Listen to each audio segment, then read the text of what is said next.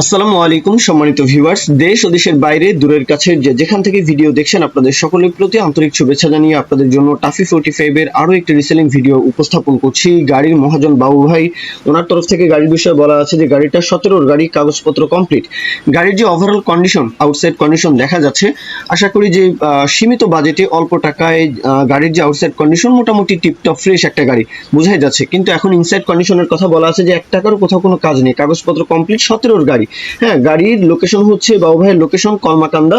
এটা হচ্ছে নেত্রকোনা জেলা, নেত্রকোনার কলমাকান্দা। দেশের যে কোনো প্রান্ত থেকে আপনারা নেত্রকোনা আসতে পারেন, বিশেষ করে ময়মনসিংহ ডিভিশন, হ্যাঁ কিশোরগঞ্জ হতে পারে, অথবা হাওড়ের যেই অঞ্চলটা, সিলেট অঞ্চলটা, এই অঞ্চল থেকেও কিন্তু আপনারা চাইলে ইজিলি আসতে পারেন, অথবা ব্রাউনবাড়িয়া, কুমিল্লা এদিক থেকেও আসতে পারেন। কেননা দেশের সবচেয়ে জনপ্রিয় গাড়িটা হচ্ছে টাফি 45, আর এই গাড়িটা সবচেয়ে বেশি চলে কুমিল্লা, ব্রাউনবাড়িয়া, নোয়াখালী।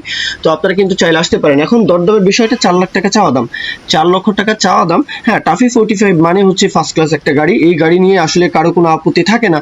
গাড়ি একদম 100তে 100, এই গাড়ির কোনো মরণ নেই। মানে যে কোনো স্থানে, যে কোনো জায়গায়, যে কোনো প্রকারের পরিবহন চাষবাস এই গাড়ি অনবদ্য।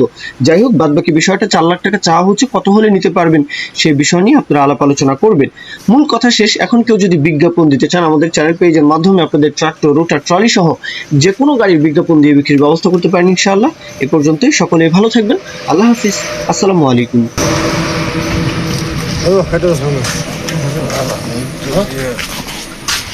ঠিক মতো দেবে।